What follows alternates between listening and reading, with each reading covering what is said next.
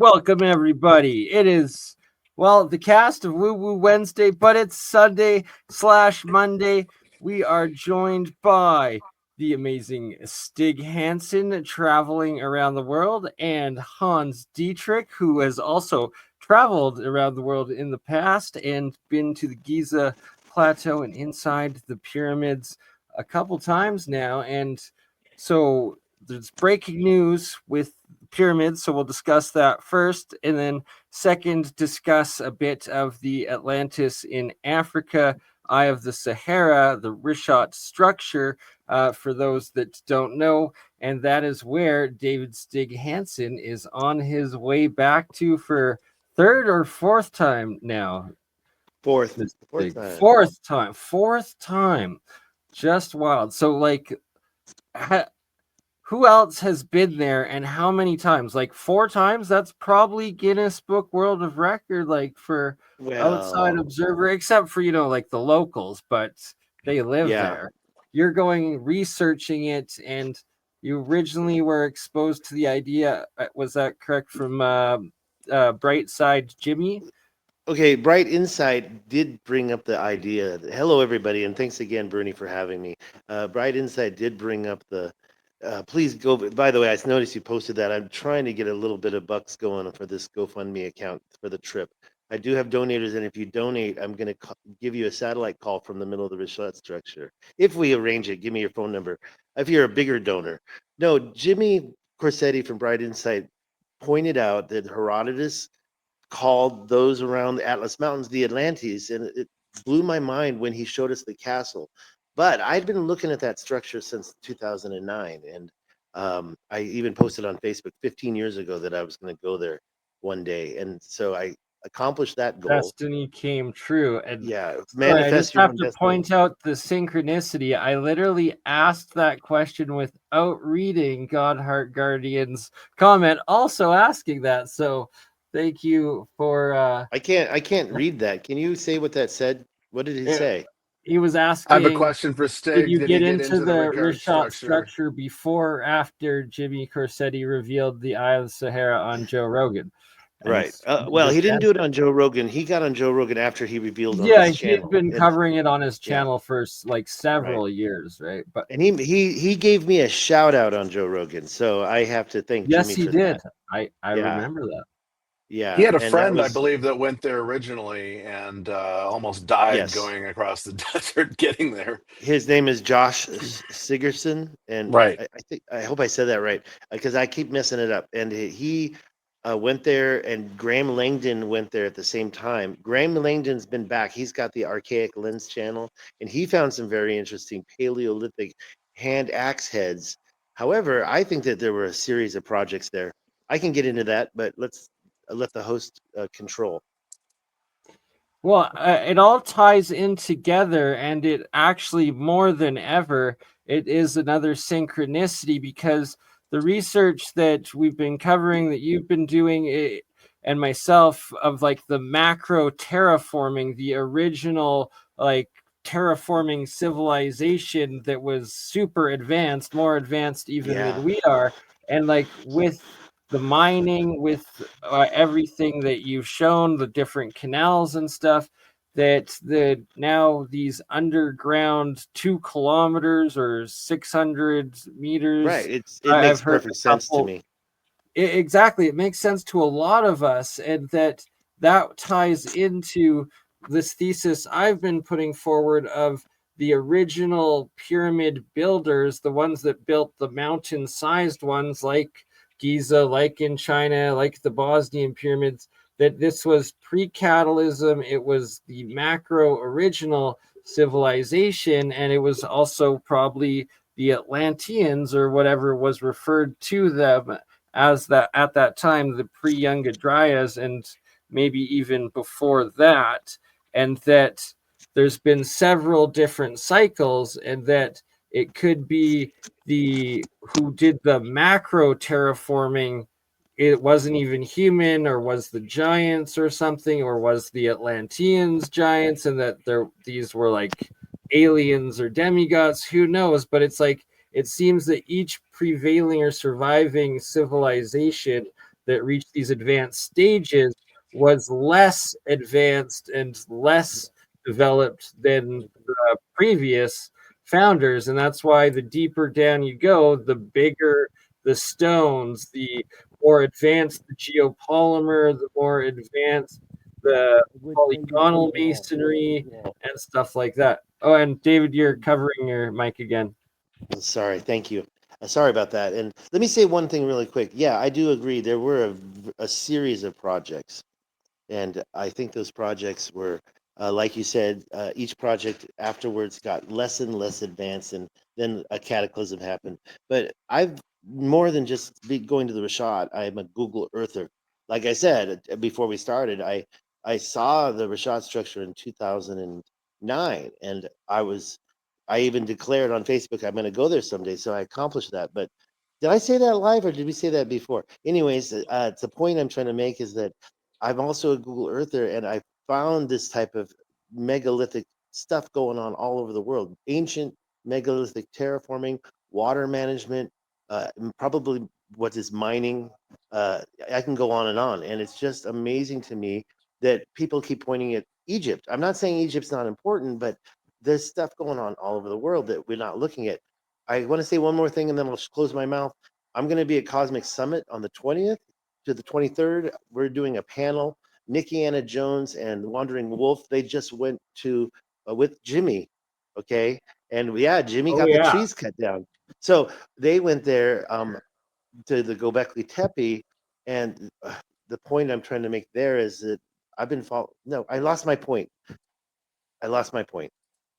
You're saying Jimmy got the trees cut down. I think that's Yeah, interesting. that wasn't really the point. That's why I got No, the distracted. I was trying Cosmic to. Summit or which event Oh, that that's you're right. going? So yeah, we're going to Cosmic Summit June 20th to the 23rd. I'm on the panel, and so I'm really excited. As a Google Earther, though, I don't think I'm going to be able to have the presentation I want to do there because it's going to be a panel. I lost my point. I said I'd shut my mouth after I made the point, and then I didn't get it. All good. So, And shout out to Wandering Wolf, Michael Collins, and I'm going to be doing a stream with him here very soon.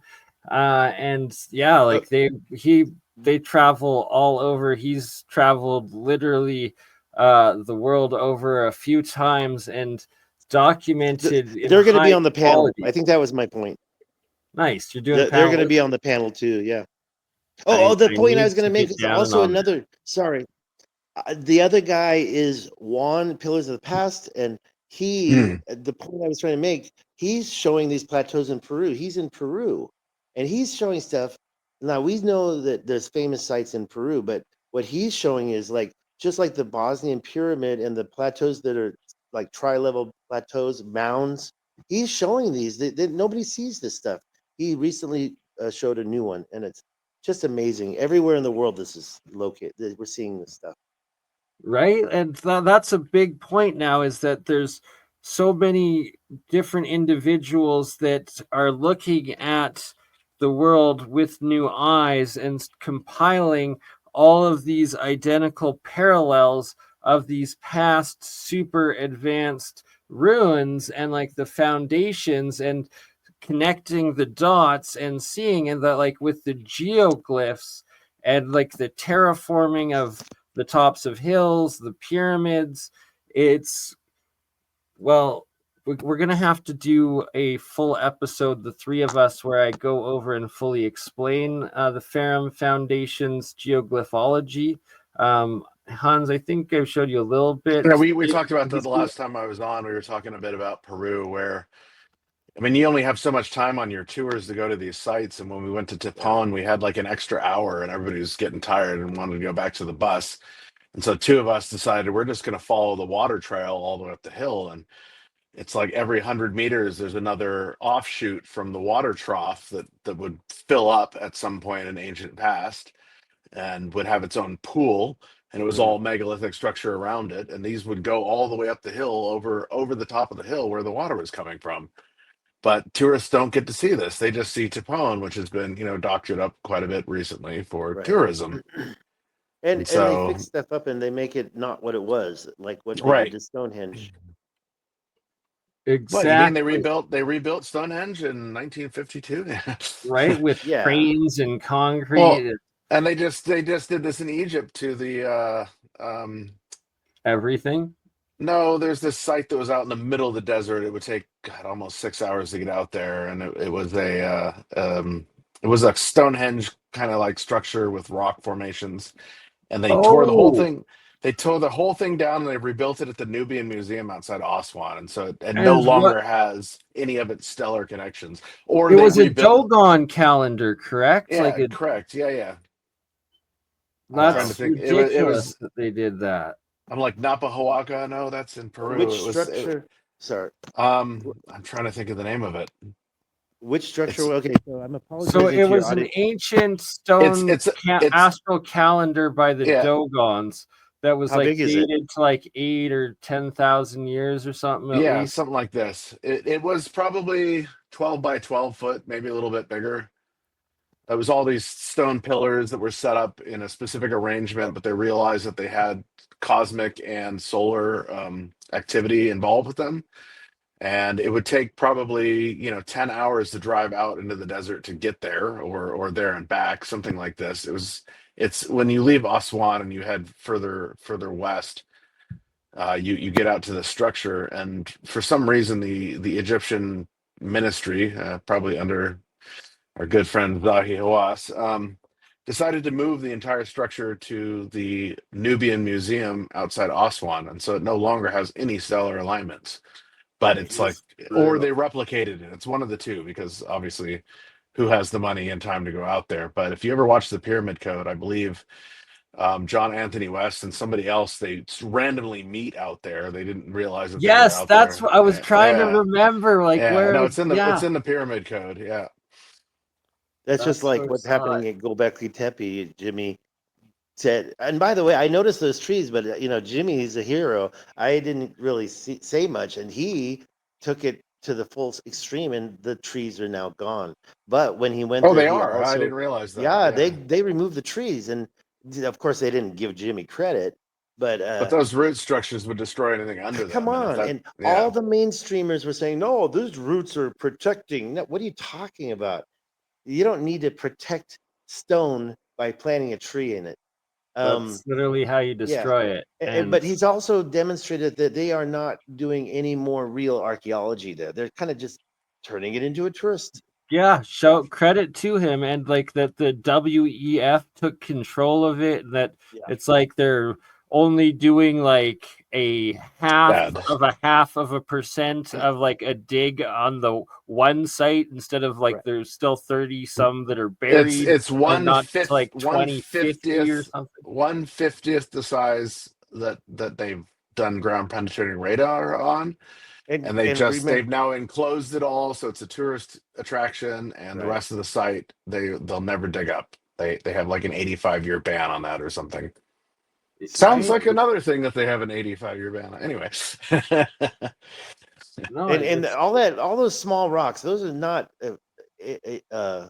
let's just say they're a little more inferior. So if it goes down, you're going to have higher quality stuff down below. But Oh, they don't big want time. anybody to see that because they don't want us to know our true history. They're covering it up just like our modern day yeah, not military Oh, industrial complex.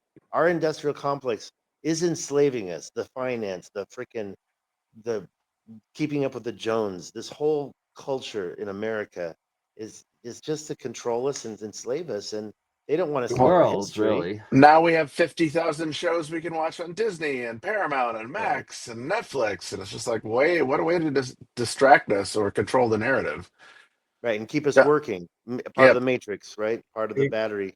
Exactly, but control the narrative, and that's a Yeah. key part, and that's what's so interesting now about the how it the this pyramid discovery of this underground structure is just like it's an instant flip of the mainstream narrative, and whether it turns out to like be debunked officially or like whatever, or actually turns out to be true, hopefully, but Can you show the either scans? way What is it this? is now put a major wedge into the mainstream thought conscious of like, hey, there's this alternate reality of human history possibility that is completely opposite to what we've been taught. And instead of cavemen hunter-gatherers, there was something that was even more advanced than we currently are now. And to get into the evidence of that and why I have this Nazca star up and the geoglyphs, this is from the Ferrum Foundation website, Arthur Ferrum, and he's discovered and produced what he calls the science of geoglyphology, and that these geoglyphs in all of the ancient sites, including the most recent of just 150 years ago in all the bastion forts and star citadel cities, also including the same radials and geoglyphology mapping all the way back to the Nazca lines, as well as the pyramids and a lot of the henges and megalithic and monolithic stone, well, the Basically, anything, structures. the T pillars, any type of carved stone at all, really. It could even just be an upright pillar. I saw a bunch of them today. I want to apologize. I'm hand holding my phone, and so it's quite shaky. I tried to solve that. I keep covering the mic, but I'm in the lobby here in Madrid, and yesterday we were at the National Museum of Archaeology, and there were some really large stone carved vases there, like Ben of our Uncharted X has been working on so much. And in addition, there's so many things in there that are quite interesting. But you can see how they put the ceramics in there. So they don't tell you this stone is finely carved. They just show the ceramics, the pottery. And I think that that's a sign that they're just kind of hide stuff because there's so They many do that different in things. Egypt as well. You can go to Yeah. different museums and they're like, "Oh, this is such and such a stone," and then you're looking at it going, "No, this is pottery that's made to look like stone." Hmm. Right? And more and more people and like semi-academics, but more like the engineers and like kind of geologists, but not so much. And some are waking up to the fact of geopolymer being a major factor of a I lot think so of too. what is called like the megalithic stone, right? And Yeah, that's it true. Wait, Look at Sage Wall or Granaya Shoria. It really, to me, is no better explanation than that. And a even lot of people Saxe, disagree. even Yeah, Saxe Woman, it's like yeah, you've got to wonder. It's like, okay, a lot of these look like they were bags of cement that were just, put together, exactly. You can and then still they see burn like the the they wooden burn them forms. they burned them off, and then it created right. this glaciation on the surface. But otherwise, Yeah, it vitrification, yeah, thank you. vitrification. Yeah, and they had, and you see that everywhere. And some people think that was like some CME. I don't really think so. I think that that was part of the process. Agreed. I fully agree with that. And And can you show the scans? What are we looking at right So there? I I can't was so going tell. to say real yeah, quick so before. here let I me mean, you can just get give a into quick you can get into the scans. Hold on. Yeah, go on, Bernie. Sorry. Yeah, I'll just do a quick breakdown of the geoglyphs and geoglyphology here. So this is the hummingbird of the Nazca lines, like the head, the beak there, the wings, and the tail. But he's got the angles that he measures in the lengths, and then he maps it out. And sure enough, there are all these radial points to specific geological markers. And when you go on to Google Earth and plot it out, you get to Hawaii, you get There uh, there to there are the also Faroe major Islands. points to the astral connection as well, because a lot of these were mapping star systems. Yeah, so Very like the calendars were more the stone calendars were more the astral mapping, where a lot of these specific geoglyphs are marking geological sites. And for Huh. instance, the Yanaguni structure, the pyramid under the water there, when you measure the angles out on it that he did, he found that plotting their angles and lengths, it gave you all of these specific spots, including Attu Island, Alaska, Hawaiian Islands, New Guinea, Java, Sumatra, Taiwan, Burma, all the way to, the Alaskan coast, the throughout Southeast Asia, and to Hawaii, which this territory right here that is mapped out in these geologic lengths and angles of the walls carved into the Yanaguni structure, his radials plotted out to this map, which had to have been formed at least pre-cataclysm, at least 10,000 years ago. That territory is the exact same territory that the Japanese Empire at the height of World War II was controlling and attacking.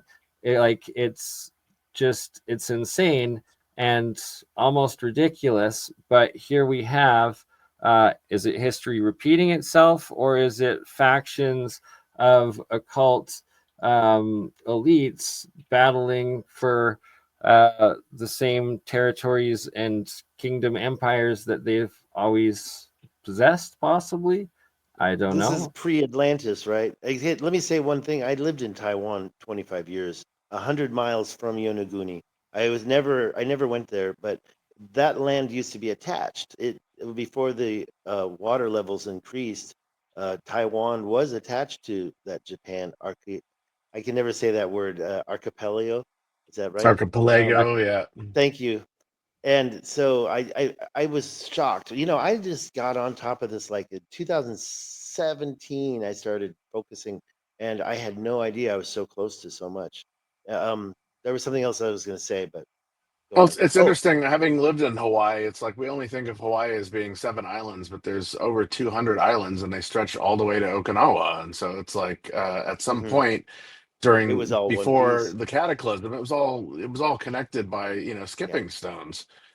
And when you No think about doubt. so-called tectonics, how did those islands get there in the Well, it in was the one first volcano place? that moved and moved and moved and moved and moved and moved, and so our Hot magnetic spots, our apparently. magnetic hotspots have been moving underneath the upper crust, and so this is indicative of pole shifts in a sense over the course of time.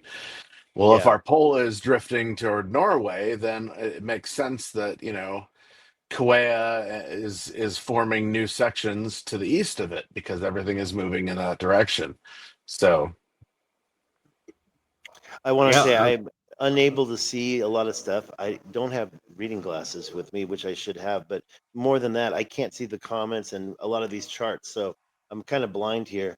The So what I lobby just to is getting finish more off crowded. the geoglyphs, right here, this is the Bosnian Bosnian. Pyramid of the Sun, and he also found that the pyramid wall angles and lengths were also these specific radial points that map out to all these other ancient sites, and that he was able to date when a bunch of the pyramids were constructed from when and where they started appearing in other ancient geoglyph sites, and that he calculated that one half of the Bosnian pyramids were built up to 32,000 BCE, and that the second half seemed to be 9,500 BC.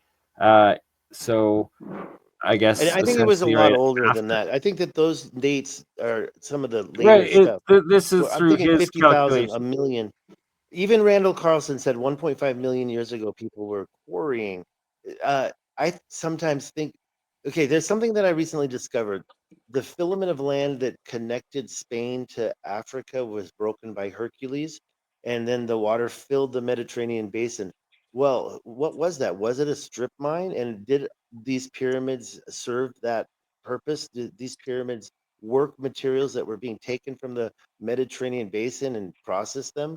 now everybody's starting to believe, in my opinion, that the pyramids were definitely not tombs, right? But more chemical processing. I don't know about power plants, but maybe chemical power plants, and it just adds up, Well, it's especially. interesting. I've been in all three pyramids, and the middle pyramid has the least amount of information inside of it. You walk down a tunnel.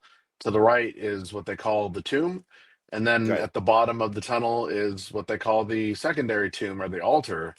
Unfortunately, And he just broke it's up. Was like that him or me? how He much just we more? just Yeah, Bernie freezes every once in a while. That's why I keep Is that going just him or is that all of offline. us? No, No, he's it's there. just me. But I could And hear you still. so, Can you hear me? so Unfortunately, both of you are breaking up. I'll cut my video for a second. So, having gone Yeah, down we into hear you now. both Menkaure and the Central Pyramid, it's like there's not a lot you can see in there versus the Great Pyramid, where you have three chambers and then some alternate chambers and tunnel systems. But in the Middle Pyramid, it's like it's huge, and I have a weird feeling that actually the Middle Pyramid is bigger than the Great Pyramid, primarily because it still has No, part of its it's outer older. It's its outer older. casing, and Yeah, it it still has the shows. casing stones. Yeah, all three of them show massive evidence of water damage 2/3 of the way up it. There's no way of not looking at that. You could Yeah, see it in the right. Great Pyramid. You see it in the Middle Pyramid, especially where the upper casing stones break away. It's a wave formation. But when you go into the Middle Pyramid of all of them, there's hardly anything inside of it. And so you're like, is this really this massive of a structure sitting on this little of an interior? There's got to be something else here. And so that's why this new evidence that's come out from satellite, topography is really fascinating to me, because it kind of proves my thought of there's more structure inside of the Middle Pyramid that aren't being discussed or have never been discovered. And Right. same with the smaller pyramid, the Menkaure, the one on the far right or far left, whatever. It's the This southernmost pyramid. Sure. There's obvious evidence that there's something else there, but the smaller of the three pyramids has the most interesting exterior casings, Yeah. because it's all like black granite, and or black or red granite, and it still has like the knobs on it, and you don't see this on any of the other structures. That was my And wake-up call when I realized. they're looking a little more perforated. They don't look like the other two pyramids, and that was a big interest to me. It's like, why is this so vastly different than the Middle Pyramid and the Great Pyramid? And why is it matching Peru in terms of Right. the No, casing bingo. stones? Yeah, thank you. Exactly. Yeah. That's what gave me that wake-up call. And I've never been to Egypt. I definitely got to get there. But when I saw that, that was when I realized, oh my God, something's up. And the casing stones left over on the Sphinx pyramid, the middle one. Oh, they Sorry. rebuilt. They built the Valley Temple and the Sphinx Temple out of those. Yeah. A lot of the material that they removed around the Sphinx enclosure is what builds those two temples. And there's no hieroglyphs, there's no writing, there's nothing, and they're like perfectly formed. They have weird corners that wrap into the stone next to it, which Right. is what you Yeah. see in Sure. Peru as well. It's like, Yeah. what? Yeah, Advanced technology there, advanced seriously, very abilities, seriously. the Yep. and then you see that sarcophagus. And I've never been there, but I've seen the pictures. The sarcophagus The in the Giza resonating pyramid. It chambers. just doesn't. That was placed in there, and the Like the, cartouche that was. and but it's the specific measurements of the Ark of the Covenant, and so it's like the Ark was what plot like the spark gap that powered, the Yeah. pyramid itself or whatever what was going on in it.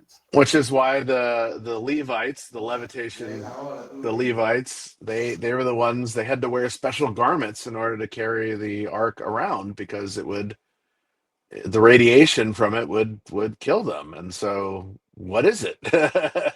Yeah, it's radiation, is what it is. Yeah. I mean, Ex- obviously, exactly right. Another Like interesting fact about that box in the King's Chamber in the Great Pyramid is it doesn't fit down the tunnelway that goes into the King's Chamber. So how did it get in there? It was placed in I there heard a while rumor that there was a secret door to the right under one stone. Have you ever seen there that? there is a door. It's caged off when you're going into when you leave the Grand Gallery and you're going into the tunnel system into the King's Chamber. Yeah. About 2/3 of the way down, there's a chained off or a caged off tunnel, and if you look through, because it's very dimly lit, and you shine your torch in there, it goes back about 2 or 3 meters, and then it goes up at an angle, like it's a sloping angle, which is really interesting. But also there is the gap where there used to be, I believe, two stones that came down. And this is also how you get up into the upper relieving chambers, is this gap. And we had a guy on our tour who was like 6'5", and you're going through these tiny tunnels, and he's scraping his head across the top of it and didn't realize there was this gap. And so his head bobbed up for 2 seconds while he's walking across the gap, and he split his forehead open. Hardcore. So he's bleeding out Wow. on the floor of the king's chamber. I'm like, wow, we had a blood sacrifice and a wedding. Everybody's toning, and we're doing all the illegal things that we're not supposed to do. Oh no. He's like, damn, I paid good money to be here. Turn off your I'm camera and bleeding say out. that one more time. Turn off your camera and repeat that one more time. What I you said said. he was last going 2 through the sentences. tunnel, and he bobbed in, and he split his forehead open. That I heard, yeah. Yeah, and so No, we the went last part. into the king's chamber, and he's bleeding out on the floor. I got a photo of it, and we're all toning in there, and we had a religious ceremony and a wedding and all these things that you're not supposed to do. But when you're on private tours, you get 3 hours in the Great Pyramid, and they're not super restrictive on what you can do in the private tours. But if you're going there by yourself, you pay like $300.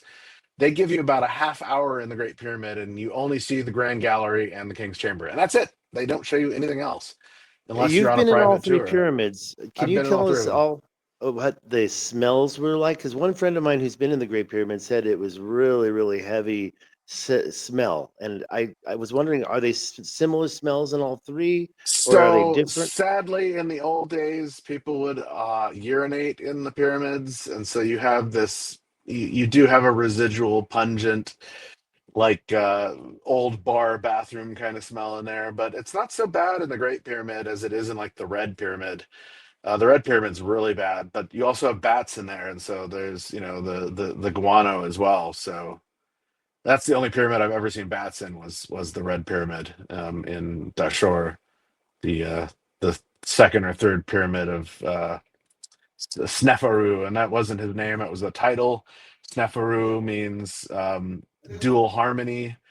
And so obviously the main pyramid of Sneferu was the bent pyramid, which has two different chambers that harmonize at different levels. So this is the dual harmony. And why would you build three pyramids for yourself? What are they going to split your body up into three parts to bury in them? And then have the exact same three pyramidal alignments in the other largest pyramid complexes in the world, being in the ones in China as well as in Mexico City there, Teotihuacan, all three aligning as with the three stars of Orion, the belt, correct? Like, I've never been much with that theory, but I saw it myself. It looks just like the belt, but it's hard for me to think about It maybe the whole. does.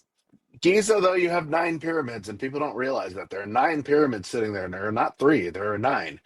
And this is where I get into some of my thoughts. A lot of my colleagues and people that I've researched under are like, oh, this is Leo back in the day. And I'm like, no, it was Anubis. Why? Because he's guarding the Western lands.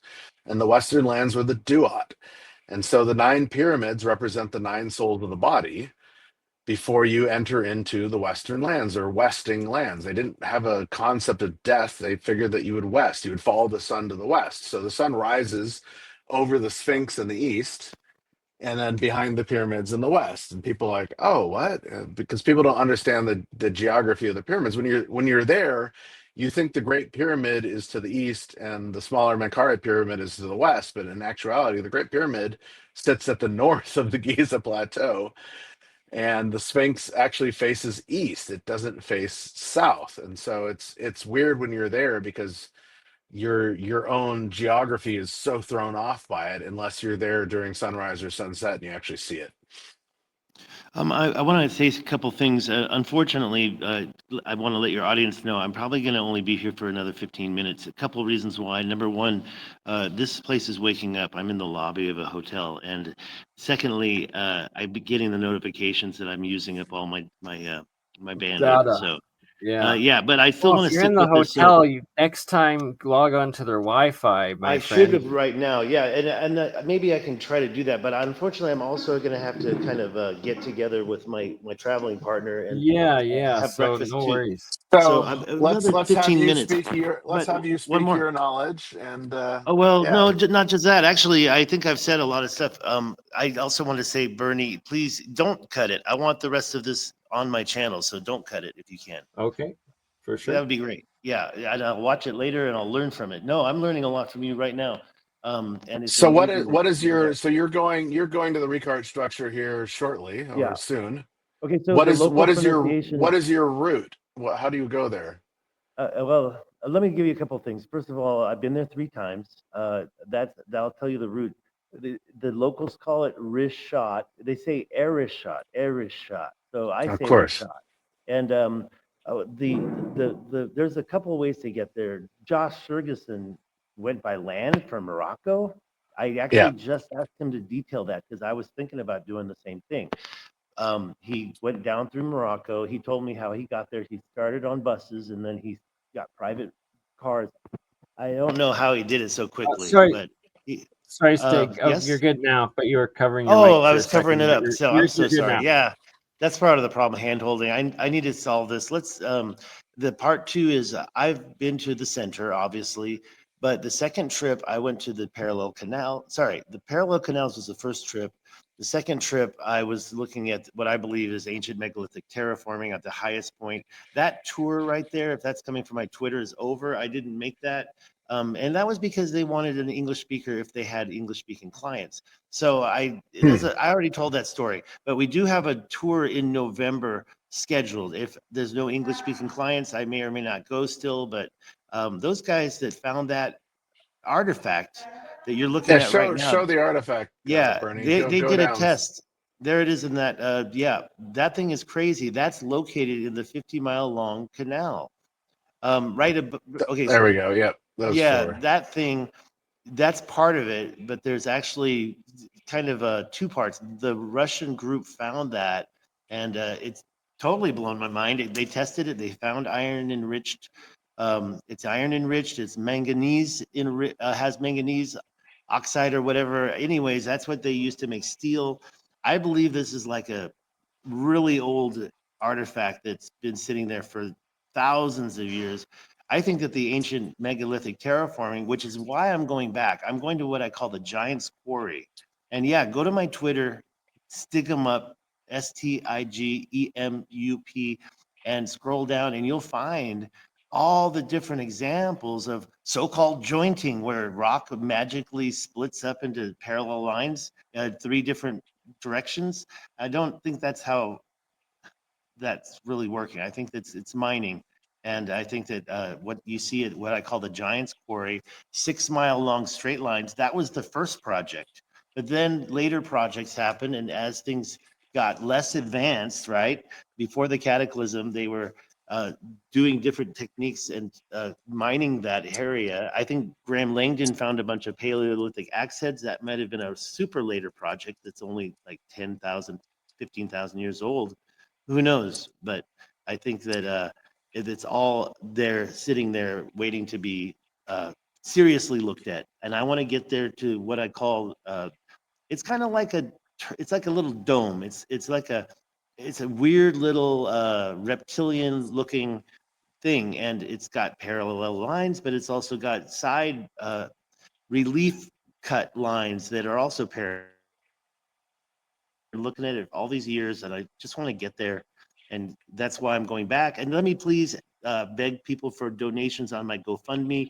Go to my website to find that link, davidstighansen.com, and give me $5 or $10. It really helps. I've been spending all my money. I got an inheritance and I blew the inheritance on pretty much these trips, and it's a passion, and I'm not going to quit, but I'm getting to the point where I need other people's help. So the last thing I wanted to say was I will give you a satellite phone call from the Rishot structure if you donate a significant amount, and also make sure I have your phone number. I'm going to call you, Bernie, when I get there. Oh yeah, look at that. There's the 50-mile long canal. And right, that and thing, like, look at the size of this canal. Like, that arrow is that's pointing at people there. people. Those are people. Right. Those walls Like, are about Wow. 50 feet high, and that's where they right, found like that that's, thing. and look how straight it is, and then they found that relic in there. Like, That's this is 50 on such miles a long. macro scale. That, Just that It's wild. canal. just This an is a. old river system. Come on, guys. Oh I'm yeah, kidding. rivers are always so perfectly straight. That okay. So let's just say this: that 50-mile long segment going through 2,000 feet high mountains.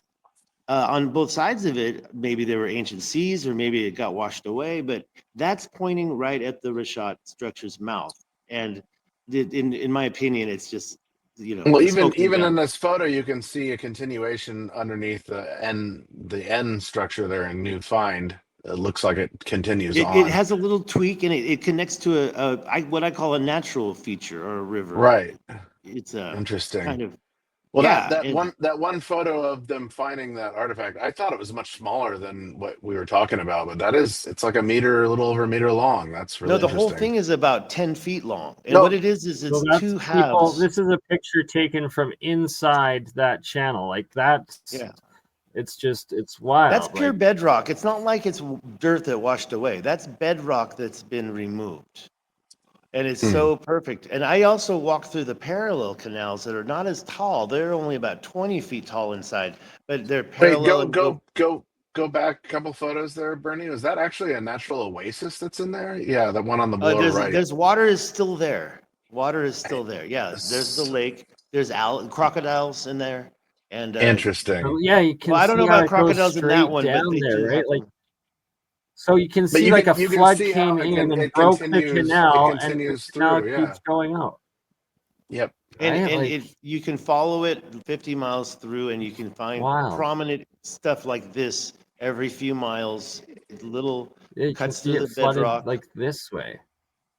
I think that what happens there, that's like a little connecting. I think they used natural features, whoever these people were. And Or a I'm not saying they were connector. humans. Well, if they were using this as a canal or even as something for irrigation, you would have a natural feature that would feed it. So that would make a lot of sense. It actually Yeah, well, it points at the mouth absolutely, on one actually. way, but the other way it points at the Senegal River. It doesn't go directly to Atlantic Ocean. However, I do believe, of course, there's a canal that did. And then you have the ancient Tamanrasset Paleo River, which no longer exists, but you can see it very clearly on the Piri Reis map. And I want to say one more thing before I forget, but the the thing that I recently discovered, remember when I was mentioning the filament of land that connected Spain to Africa that Hercules broke, called the Pillars of Hercules, right? In addition to this, I showed in a map recently.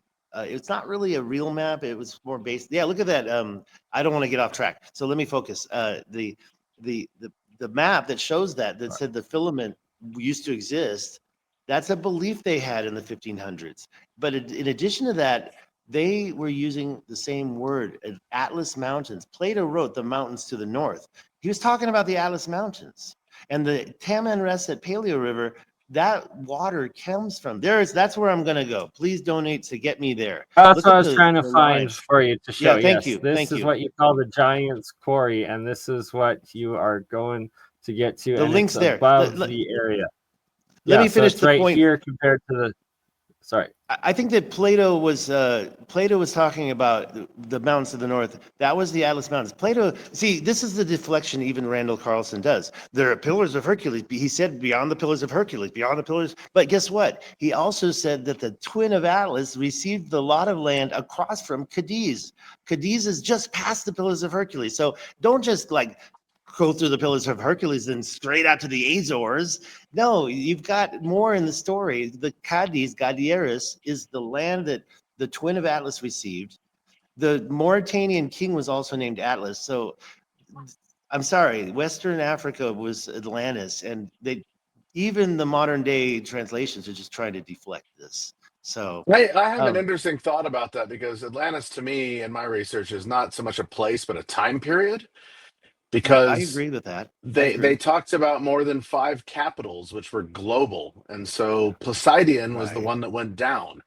That was the one that was flooded out or sunk or whatever. Very good. I And like that. And the Yeah. main capital was like a circular one, right? So it's like, right, and so that's Well, why and this makes a lot more sense that this could have been one of the five capitals. And then people say they found higher ground, which would have been Gizeh, or there's another name for Giza, but it means the mouth of the caves. who I can't so think of the name of it the at the top Tamans of my head. so I'm going to start calling the Taman Reset Paleo River the Atlantis River because it came from the Atlas Mountains, and we're now realizing that same map. I keep wanting to say the Nile flows from. Okay, they used to believe that the Nile came from. It does come from two different directions, the east and the west, but it stops over in Chad at the near the mega lake, Yep. the ancient. But what I'm trying to get to is they used to believe it came from over towards the west, like, Mauritania area. And they show that in this map. But guess what? It says in Latin, Nile flowing from Atlanta. And I put it through ChatGPT and it came out. Was this with you, Bernie? Did I do it on your show? It came out Nile I'm not flowing sure if that from one. Atlantis. Nile flowing from Atlantis. The ancient Greeks, What? the Egyptians, even the Romans, they all knew that Atlantis and Atlas were the same thing. So Well, we can't deny where it does the anymore. word Atlantic Ocean come from? I mean, there's so much in that It's even in related. its own. Well, and And the atoll, after the is cataclysm, we there. had It is right there. Nile we had flows from Atlantis. the huge That's it. overflow of what they would call the Uranile, which is when the comet hit. It pushed the Mediterranean up and over the berm into North African jungle, which was what Egypt or ancient Kemet used to be, and it dried out because of all the salinification. But that massive water aquifer that flowed up and over, they called the Ur-Nile. And so we were talking earlier about tunnel systems under Giza that would stretch out, 50 to 80 kilometers into the Western desert.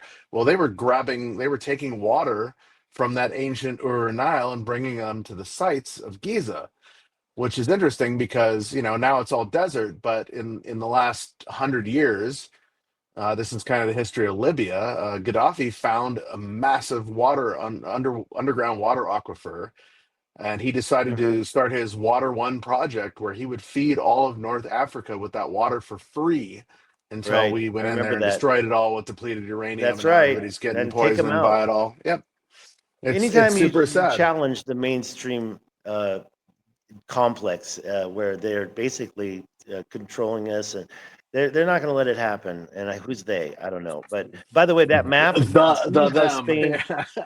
Yeah, you can see how Spain and Morocco are connected there. But that map also Oh, that's shows. the Mediterranean. Oh shit, I didn't Yeah, even notice that. the Pardon my map French. also Anyway. shows. If you look at the whole map, it shows Antarctica, but they don't call it Antarctica. So This is the Perry Reese map, or an no, offshoot that's of not it. the Perry Reese map. Yeah. But the Perry Reese map also very interestingly shows that a perfect coastline of Africa and the Taman Reset River still existed. But that Perry Reese map was made in 1500s. And This map was, it was a collaboration of multiple older maps. So yeah, that's why we yes, also it have was, including, Antarctica and the southern shores of South America. But Antarctica is like free of ice, which is so bizarre to even see on a map. It's like, well, that couldn't have been that long ago, because our ice, as we know today, keeps shifting from north to south to north to south. And they're like, oh, all the ice sheets in the north are melting. And I'm like, yeah, but Antarctica is building up more ice than it's ever had in its history. And so this precipitation is moving across the planet. So it's all. I think it was a one world civilization, it and then had it to have slowly been. changed back into Atlantis. Is that time period, as you said, it's a period of time, It's a period of uh, time. and I say Absolutely. pre-Atlantis. Oh, and when you talked about geopolymer, the other thing I wanted to say was I've been to Shiprock. I've been to what I've discovered myself in Pie Town, and what is up in Colorado. That's all controlling the continental divide, the watersheds, and what I have demonstrated myself is you can take that. I got a piece of the spine, these long so-called volcanic dikes, but they're bigger than any volcano, or and And these so things are straight all and so they're long and ferromagnetic. really Yeah, and feral. Okay, There's we a lot need of ferromagnetic. to. that. I need There's a a lot of that here in the I need a Pacific piece, Northwest as a well. specimen of your sample, good sir, and we have to go over that when you get back. Wandering Wolf proved that Sage Wall is ferromagnetic. And I looked at it, I went there myself. It's the same, it looks like granite, black and white stone with black dots. And I also went to the ones in Colorado. There's this I can't remember something arch in the Spanish Peaks. Same thing, black dots. And I went, and sometimes it doesn't have the dots, but it's still ferromagnetic. I took one big stone from Pie Town, New Mexico. If you don't know what that is, Pie Town, New Mexico, look at it in a topographical map. 2 parallel ridges, each 12 miles long. I climbed one, and they are not, they, to me, are smoking guns. Sorry, it's this. I've talked about it a million times, so I don't want to start getting down that road again. I'm curious if the Ricard or Al Ricard structure is anywhere near Rashad. Yeah. Rashad. Yeah, I call it Ricard. Sorry. Anyway. Sorry, go on. If it's anywhere near I'm sorry. No, you're all good. If it's anywhere near the like uranium deposits that they discovered in northern Africa that could have been a massively ancient nuclear. Okay, first of all, I didn't even get into all the megalithic dumping I found. There's a lot of overburden dumping, and there's these straight lines in Mali. They're just too unbelievable. But the Tamanrasset River came down next to the Rashad structure, but then popped back up over this black mountain. That black mountain, I believe, is ancient pay dirt. Somebody dumped there. It's iron ore. It's one of the longest trains in the world take that ore out of there. I don't know about uranium, but I believe it's more than just iron that they were mining. And they discovered that there was an ancient structure in northern Africa that it was still producing nuclear fusion, not fission, one of the two. And it was like an active nuclear site. And they're like, the only way this could have happened is through a possibly a man-made chemical, fusion aspect. And so I've always wondered if that was anywhere near that, because that's, a major source of power, and it's still active today. And the question is, how old is it? It's a ley line. Yeah. Okay. The Rashad, it's ley line number 20, if you know the numbers. And yeah, that makes sense. It's part of an ancient an ancient equator that goes around the world and lines up a bunch of ancient sites. But I'll tell you one more thing. We found, and Bernie knows, a second structure that's circular that if you connect them together with the Rashad, it's perfectly parallel with this ancient equator. So it's and there's so many circular structures in the Sahara. When people say, "Oh, it was this or it was that," people call them craters, but they're not crater formations. I need to share all this with my friend who does ancient mysteries. He's an Iranian guy. I'll be speaking with him in LA April 4th, 5th, and 6th. He connects all these sites through mathematics, but I don't think he fully understands the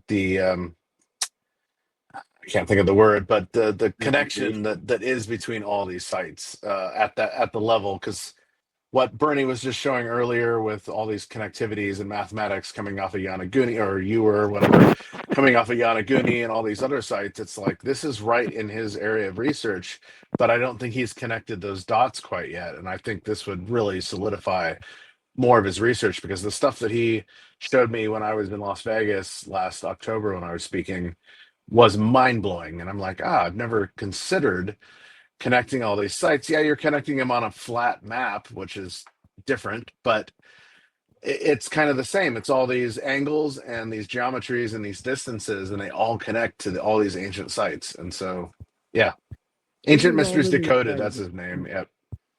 I hope we can, I still feel so bad. You're covering your mic. I'm covering my mic. Yeah, I'm covering my mic again. I'm trying to read all those comments, and there's like 100 of them that I missed, and I can't see them when they flash on the screen. I want to do this on my notebook, or if I have to do it in the lobby again, at least get and connect to the Wi-Fi so you're not using up all your data and connect to the Wi-Fi.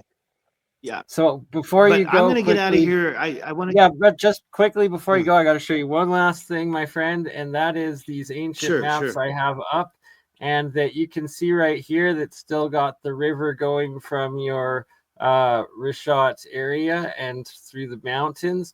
And all of these ancient or old maps pre 1500 have What year is that map? Antarctica. There you go. Yeah. With called as Terra Australis, and it does also connect to Australia, I believe over here. That's a great map. I haven't really seen that one before. Which one is that? There's a few of them. So this one is Orbis Terrarum Typus de Integro. Yeah, when you zoom in on it, it gets super blurry. So 1,000, 1,500. What's L is what, 20 or 50?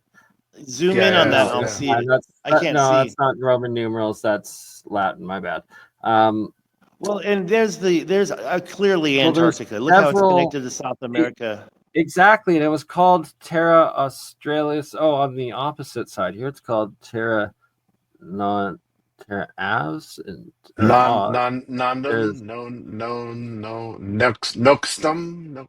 Right, and that there's there it is again. And when you go to Wikipedia and they say 1820, we only discovered it in 1820. No, and come at on, this stop point, believing there's this lies. a very small gap between South America and the tip of Antarctica, and it's the exact same in all of these older maps. It's very clear that we knew about Antarctica probably. So I also wanted to show this one. Whoever we were.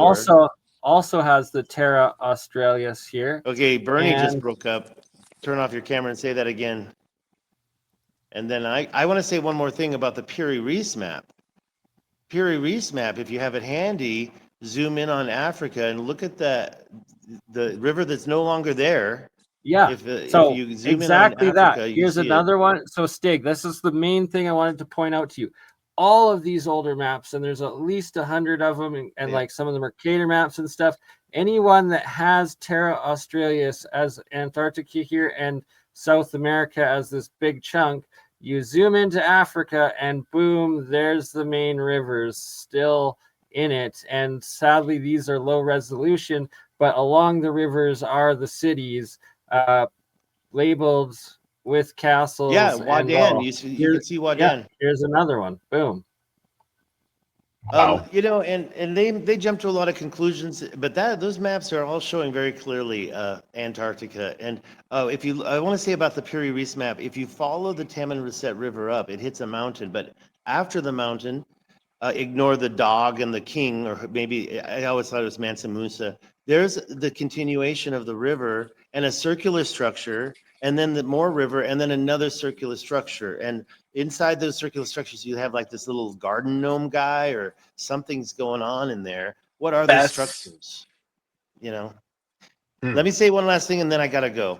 And that is, I noticed there's like 100 comments. This is being simulcast to a lot of different people. If you guys could see it in your heart to go to my GoFundMe and just donate $5, if 100 people did that, what's the link? Very profound. Well, my website is davidstighansen.com. You can see it. And it's on there. Okay, awesome. It's on there. It's on my Twitter. When he scrolled down, you could see where I want to go, which is the Giants Quarry. And of course, I can't visit the whole thing. It's just going to be that one significant mound that was shown in the picture. Yeah, maybe after I get out of here, you can look at that some more. But please consider just donating $5 or $10. It would really make a world of difference. And that's all I will say. I'm gonna get out of here. Thank you so much for having me. We got you, brother. Thank you so much. Yeah, how about we do this in like another day or two? I don't think I'll be available like about a week. I'll be in the Rashad. And like I said, if you donate a significant amount, I will call you from my satellite phone to thank you from the center of the Rashad structure. And I'm going to call you, Bernie. And you're going to call me either way. And yes, make sure while you're in Madrid, please go record some of the crazy cathedrals. Yeah, tomorrow. Maybe Bernie, you can live cast that. Let's work on that. I'll let you guys finish. Hans, we got to connect off screen as well. So I'm going to make sure Bernie helps me to get that because of what you mentioned about your friend in LA and more and much more, right? So let's do that. My battery is now dying, so I gotta go. But I love you guys, and I want to keep on going this week. Let's do it, okay? I'm out, guys. Thanks so much. We love you, Stig. I'm gonna be listening. I'll try to comment. 100%. I'll try to comment. I'll see you guys. Absolutely. Okay. But first, I'm- Cheers. remember to hook up to your hotel Wi-Fi. Connect to your I will. hotel Yeah, Wi-Fi seriously. No, right now. I have Love to. you, brother. Okay. All right. Safe Thanks, travels. guys. I'll see you. Cheers. Bye-bye. Yep. Much love. All See right. ya. So we'll continue on with the second hour here, and we will go over a little bit more of these ancient maps, and then we'll get back to also well, actually Giza. first, yeah, we'll get back to Giza, but we'll go over how vast and how advanced and how hidden the ancient pyramid civilization was, Well, and they've how discovered what 1,500 pyramid sites now in Mesoamerica that are just still buried by jungle. right, and like That's some of them mega, that's massive. And when I was at Nakmal in the middle of the Yucatan jungle, beautiful site. It's like one of the tallest pyramids of the Mayans. They got two ball courts there that have the angular structure versus the straight structure that you see at Chichen Itza. It's all connected by an ancient roadway that the jungle has just obviously run over, but you walk over it going to the site. You walk over this ancient path that is going through the jungle, and it's like, okay, if they had this, how many other paths did they have? And all these sites obviously were massively connected. We're now back at Nazca, and so there's an interesting article that came out. I can't remember the guy that put it out. I just saw it in my feed recently. And he thinks a lot of the leveling at the top of the mountains where they would level it all down was for gold mining. And I thought that was spot on, because you would level that area and then wash all of it out with whatever water systems were up there. And that washout would create your gold in the lower valley system. And then you'd collect your gold and move on. And so they would level the tops of these mountains for gold and other minerals, and then move to the next site. Oh, they were ancient runways. No, I don't think so. I think they were mining sites. I'm very, very fascinated by that. This is a site in Peru I would love to go see. you and me both, and we're gonna make it happen in It's 2026. this is a hard one to get to, just because the tourist when you're a tourist, you don't get opportunities to go there. I think Brian's been there privately, but I don't think he takes anybody there. Yeah, this is a beautiful site. The scaling it- of the terracing. It's considered the other Machu Picchu or Machu Picchu, because you don't want to pronounce it wrong, because it has two different meanings: either the old man of the mountain or the old penis of the mountain. But we'll leave it at that. And it definitely means the old man of the mountain and the adjacent face that is carved out of the mountain. So that water structure that you're showing there. Okay, so if you go there and you run your hand across the top of it, the water. Yeah, the water literally stops running just by running your hand back. I've done it. It's amazing. This is right outside of Cusco. It's literally right outside of Cusco as you're heading up toward the Sacred Valley, because you leave Cusco, you head a little bit south, you go by the Red Fort, and then to the Inca, they call it the Inca Wall, but it was actually a hydroponic waterway, because you can see it all the way going across the top like in ancient Rome. I've climbed up it. It was an ancient waterway bringing water from the mountains down to the people on the coast. And then, and it's documented. It's literally like 1,000 kilometers long, and I believe half of it is engineered and built underneath the desert, like underground, and like it's still running to these days. And running, engineered in a manner where they have one of these at Tipon as well, and that's why I was talking about Tipon earlier, because Tipon was a major waterway, and the only thing that's left is the central water paths. But like I said, we had like an extra hour, and I was ambitious. And so this French guy and I, who was on my tour, we climbed up the rock wall and went probably a kilometer up the mountain.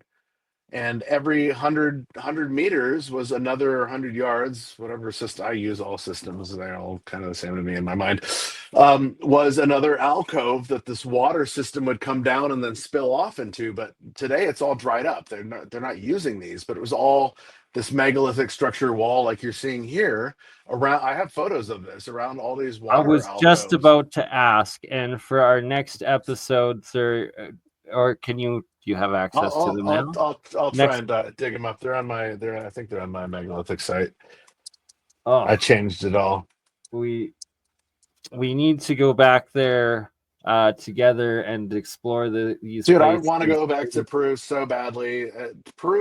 Egypt was beyond mind blowing, and I'm so glad I went there after Peru. But Peru literally shattered my BS meter. I was like, okay, I can't. I'm not a scholar, but I know what I'm looking at, and I can't describe any of this to anybody. You have to go there and see it. Yeah, you see it on all these amazing shows. Thank goodness for them, because they've introduced me to areas of the world I never thought even existed. But man, these sites just they're so mind blowing to me on so many different levels. Where is Tapone? Let me see if I can find this. This is Sexy Woman. Like this is Somebody sadly destroyed the Inca Roca wall in Cusco, where the pillar or the stone of 12 sides is. Somebody defaced it recently, and I'm like super saddened by that. what. Yeah, That's why the F would you do that? Come on, guys. crime against humanity. Sir, big beyond. Yeah. I don't have this on here. This is in Cusco, correct? That's Cusco, yeah. So on the right is the Inca Roca wall. On the left is more. So there's two different time periods you're looking at. Actually, three, because the causeway was made by the Inca. So the wall on the right is older than the wall on the left. The wall on the right it's a green. It's not andesite. There's another stone that they use there, and it comes from literally like 500 kilometers away. So you're at 13,000 feet building this wall that's coming. What? There's no And oxygen. this is why it has to be geopolymer, and that geopolymer How the is hell are such you a moving this stuff? feasible. Because they had a method of grinding it or breaking it down. And shout out to Bob Greenier, Martin Fleisch Memorial Project, and what they've created with the oh goodness, it's the tornado one.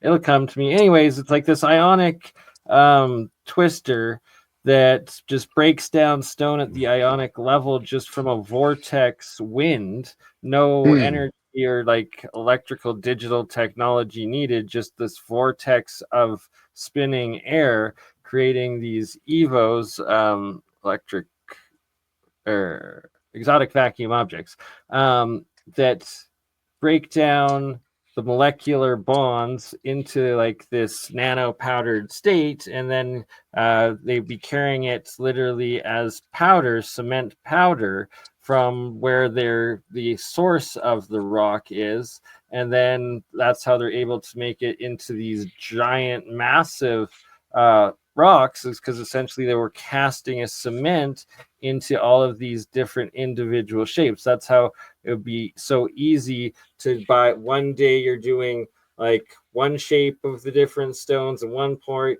the next day you do the next pour, and that's how you're able to get all the different angles and have like just your wooden or whatever trusses and we talked about this before, and I find that that's logical, because then they would burn it all off, so you have no residue of it.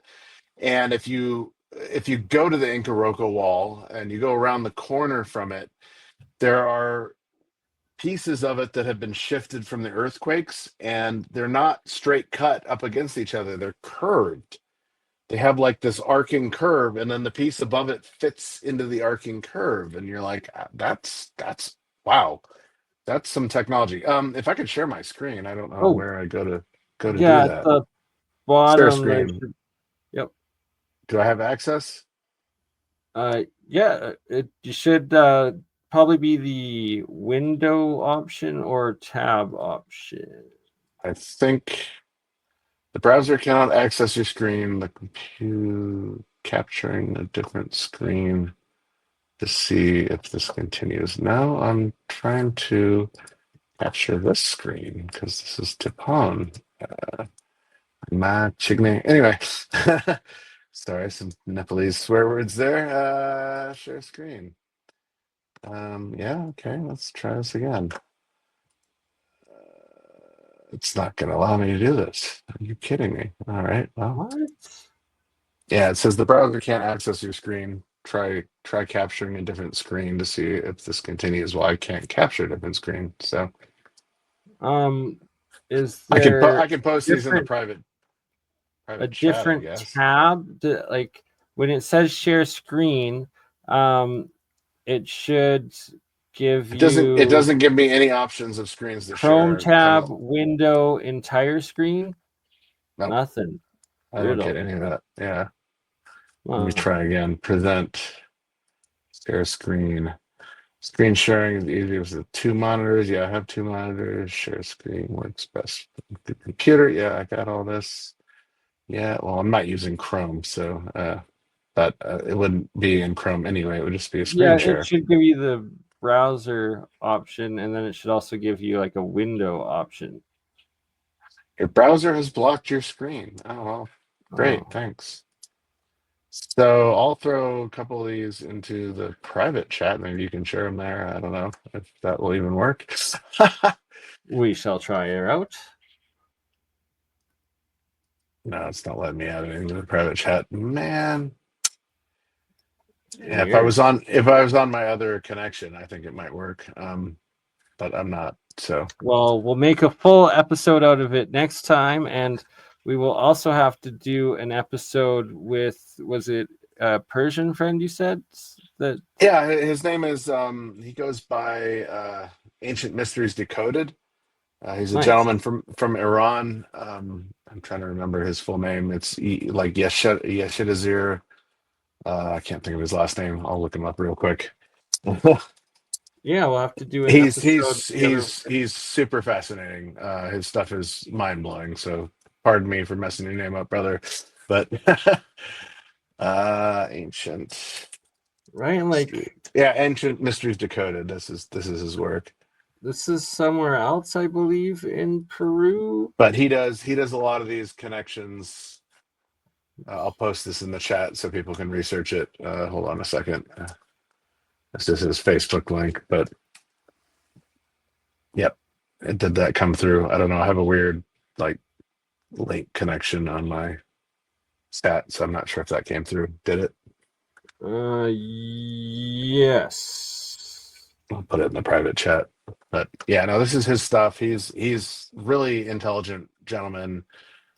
Blown away by his work because it's connecting all the dots like we were just connecting, and I think yeah, exactly, bingo.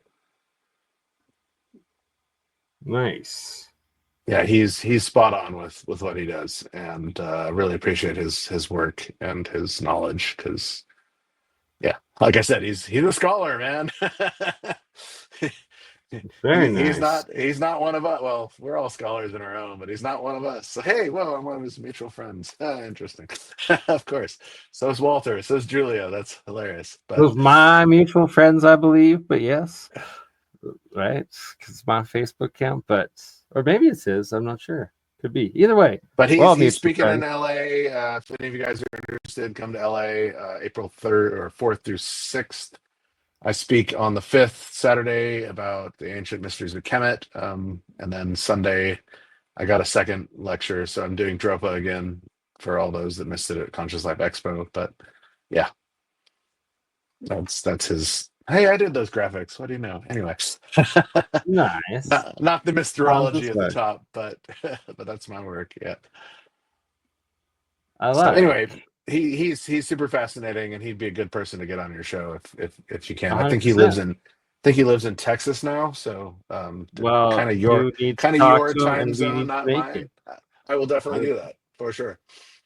He's So we got definitely a somebody. couple more woo woo Wednesday episodes right there, and let's continue this on and get your thoughts on this from your experience in the tunnels, Hans. So I've only seen about 5 layers deep of the tunnels, and this is what you can see exteriorly. You can pay the guys with the keys. Just just west of the middle pyramid to go down into other tunnel structures. And so this to me is fascinating. This graphic is kind of deceiving because it shows that all It's this is not to underneath. scale at all. No, and it shows that it's all under the pyramid, but actually 1 through 9 there is all within the pyramid. But Pyramid, you don't see any of that because you go down. You don't go down very far, but it's like solid walls, and then there's like one tomb off to the right, and then there's the other altar down at the bottom of the shaft, and that's all you see in the middle pyramid. Which boggles me because you're like, okay, in the Great Pyramid, there's all these other tunnel systems, so why wouldn't they be in the other pyramids? And so this to me is super fascinating because it's showing that there are not only a possibility of other tunnel systems, but a support structure, which kind of would make sense considering how much weight is sitting on top of the Giza Plateau with all the right? limestone bricks. Right. Yeah. I'm not sure And what I think about this yet. I've watched neither do what and I've watched a couple of podcasts on it already. And it's interesting to me. It's really interesting to me because it kind of solidifies what I've been talking about with the east-west tunnels that go out into the desert. And I learned this from Yusuf, and Yusuf learned it from his father because his father that's used to go down Clement. into, Hakim Abdel Awan used to go down into these tunnel structures and swim through water, and he would pop up just about everywhere from Saqqara all the way to Giza. And so these tunnel structures exist, and they connect to the Osiris shaft at the bottom of it. There are two tunnel structures that go off from it. They're both closed off. Gee, I wonder why. Because Zahi Hawass closed them off so he could drain the structure and see what was in the green quartzite box, which came from Lebanon. And again, another box that doesn't fit down any of the tunnels that are down there. So how the hell did it get down there in the middle of the bedrock? Which is another thought that people have, that the entire Giza complex is geopolymer, and it was a giant cement complex that was built. And so to me, that's always been super fascinating. The labyrinth complex is not at Giza. It's unless they're talking about it's at a city south of it, but it was something that the ancient Greeks talked about, and nobody knew that it was there. And then they started doing ground penetrating radar and realized that there was this huge superstructure, underneath all of this, similar to what you see at the Serapeum. Very, very similar. They didn't know any of that existed, and now we know that there's a massive underground tunnel system at the Serapeum that houses all these boxes. And whereabouts is the Serapeum? what's that? Whereabouts is the Serapeum located? It's south. I guess it is south of Giza, southwest of Giza. So it's in now I'm spacing on it. It's not in Saqqara, it's in Dendera. Okay. And it was a structure that they discovered. There's two tunnel systems with 28 alcoves. All of the alcoves face not magnetic north, but perfect north, which is interesting. So obviously there was a different magnetic aspect at that point. And all of the alcoves house these. God, they're probably the size of my office. So it's like 10 what by they 12. call bull boxes. So the reason why they call that is because they found a structure in front of this that were more crudely carved. And in one of the very, very crudely carved alcoves, they found the mummified remains of an Apis bull. And so the Apis bull was basically called the Seraph sounds like bull. some ape bull to me. The Apis bull was basically a Brahma bull, what we call out of India. It was that's where the name Seraphim comes from. The Seraph bull. It was this bull, but they found this one bull that was mummified in the chambers before you get into the megalithic chambers. And what's interesting about the megalithic chambers is, I don't know if you can pull up a picture of them. I think I might have one somewhere on my website. 28 alcoves. 2 of the alcoves are not filled. One of them has a ramp system that goes up to the surface that's been closed off. So there was obviously another way down into this structure. Each one of these is aligned perfectly north. They're all about 10 by 12 foot by probably 8 foot wide. They're all perfectly carved. Most of them have been dynamited because people thought there was stuff inside of them. But one of them, the catacomb lid, was left open, and it's the only one that has hieroglyphic writing around the outside of it. And hieroglyphic writing around the outside of it is so chicken scratched into it. It was so obvious that it was not made by the people that made the boxes.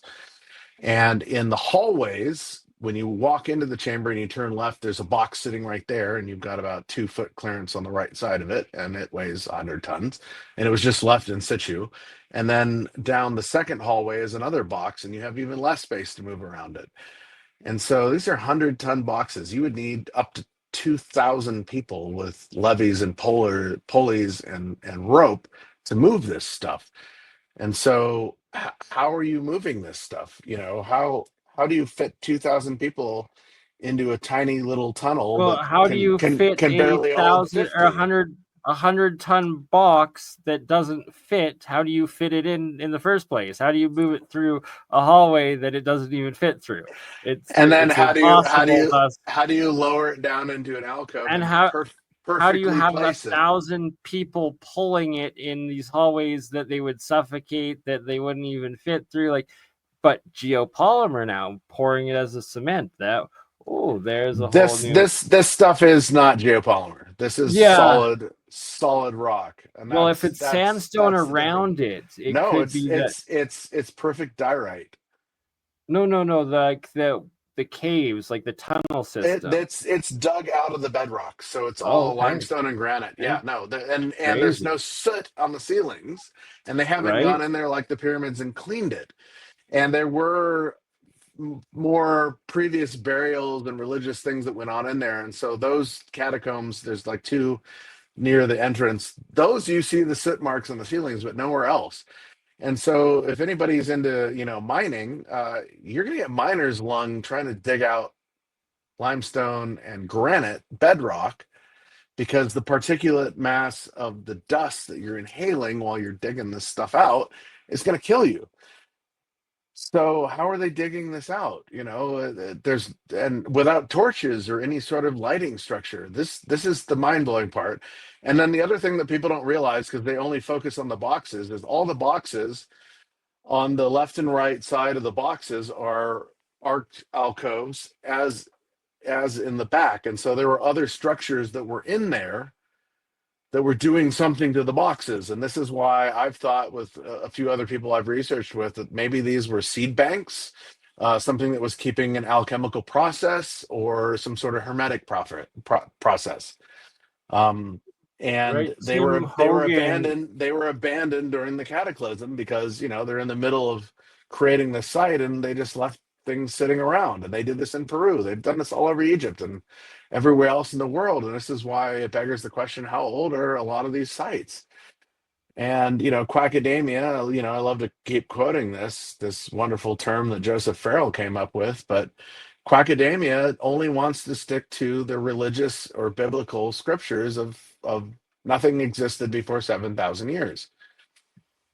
And so you keep digging up sites under massive mounds of mud upon the Nile. Well, if your civilization has been there for 7,000 years using the Nile, how are you digging this stuff up still under mud and saying that it's still part of the civilization? No, that stuff would have been used and utilized unless there was a massive flood or flooding system in our more recent past. There could have been, but we don't have evidence of it. And so a site like Luxor, I always talk about Luxor. Luxor was buried under a mound of rubble, and they built in the 1300s a mosque, a Muslim Arabic mosque on top of this mound of rubble. And then in the early 1800s, the Germans came in and they saw that there were things sticking out of the rubble because it started to wear away over time, and water and rain in the system, even though there wasn't much. And they said there's a structure underneath this. And so they dug the entire thing out and rebuilt it. And it's very obvious that they rebuilt it. And this is the site of Luxor. Well, Luxor connects to Karnak, so it's an extension of Karnak. Karnak is one of the largest sites in the world. You could spend a week there and get lost and never see half of it because you're just so mesmerized with what you're seeing. But Karnak is connected to Luxor through the row of, they're not sphinxes, they're like what do we call them? Lambs. It's the row of lambs. And so they're lamb sphinxes. Yeah, if you could show some of these instead of, yeah, this is the underground possible labyrinth, but we don't know what it looks like. This is what they thought it looked like. But Well, yeah. it's from a copper engraving from like the 16 or 1700s, I believe.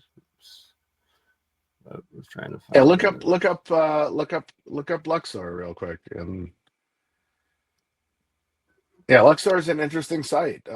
Like I said, it was buried under a mound of rubble, and the Germans saw this and they rebuilt it.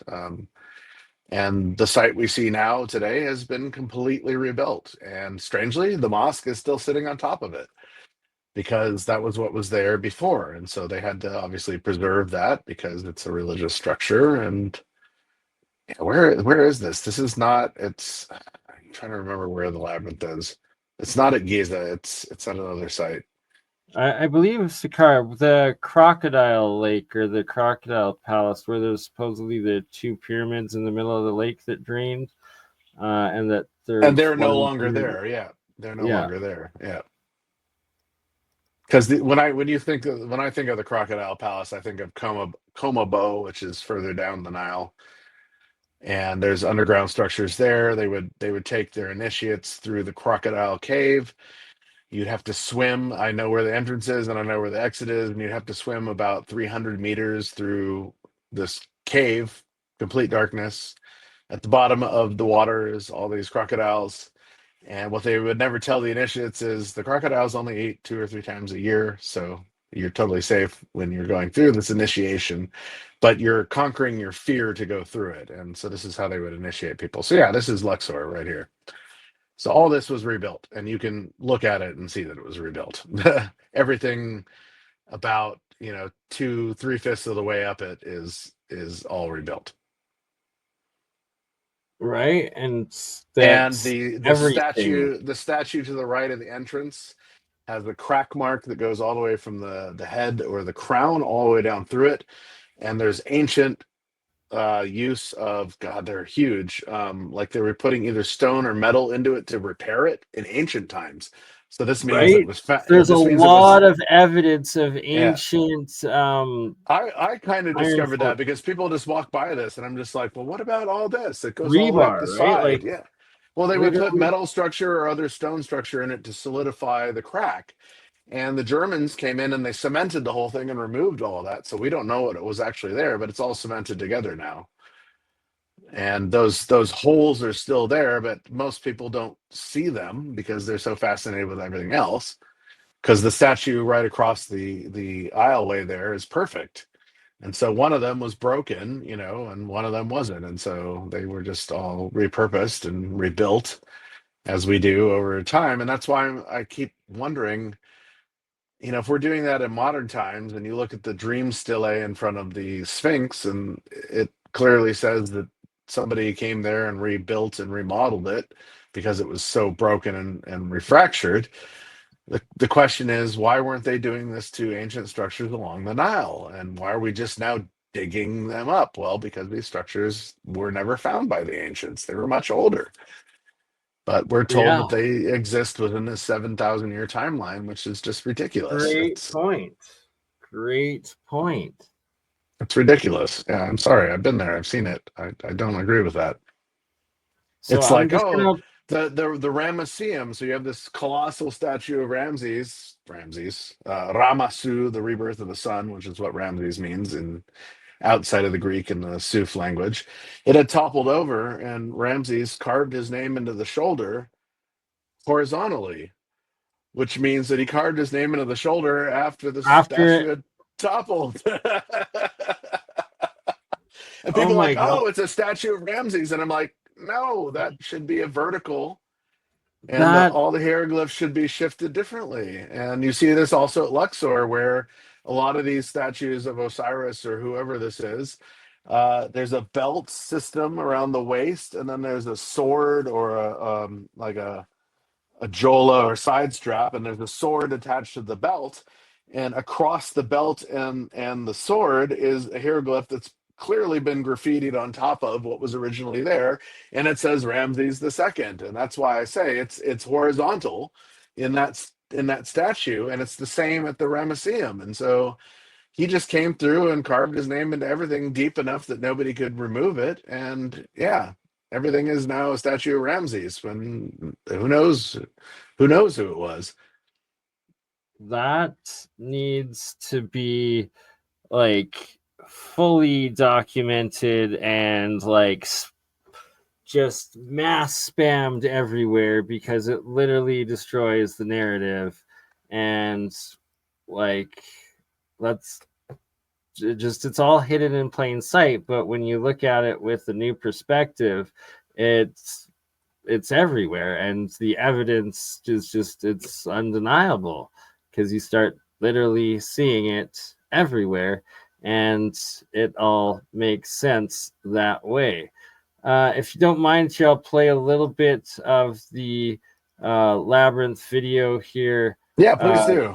It's been a while since I've actually watched this, so yeah. Right? Yeah, and rest in peace, Carmen Bolter. She actually was the Egyptologist I department. have some issues head with Carmen, but I really appreciate and respect her research. So absolutely. And yeah, so she's showing here in like the next minutes where the labyrinth is. At Delta. And where is this location relative to the Giza Plateau in Cairo itself? It's 95 kilometers south, and it's beside the Fayum Oasis. that's right. That's where it is. Yep. And Which is right here. I'm showing you on the map right here.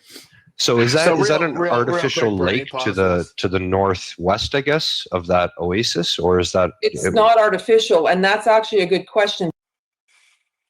So Carmen Bolter actually was an anthropologist at University of Calgary. Yeah, I know. I was just saying that she's literally in the same department when my dad worked there. So that's why I'm like, I know her. I've met her. So she's an interesting character, but I've had some issues with some of her research, but that's beside the point. She does amazing research. So go on. Yeah, it's at Hawara. Yeah. That's right. Yeah, Hawara pyramids. I know, and it's like it sucks that she's passed now. I was actually like, I reached out to her and had just started talking to her before she fell ill about actually like going and that was me and Lloyd Pye, man. That was my connection with Lloyd Pye. He contracted really aggressive cancer right when I met him, and thank you, Brian Forrester, for that connection. Lloyd Pye was an amazing man. So yeah. Anyway, go on. This is fascinating. Continue it. Absolutely. So the Hawara pyramid. So there is a pyramid there. Yes. And next to because there are ancient maps that show a displacement of water, and it's called. So what she's about to say here is interesting, on that it was a salt lake, and if there was a salt ocean tidal wave at some point in the past with the bingo, right? And so Crocodilopolis, and the salt would have eroded most of those structures quickly.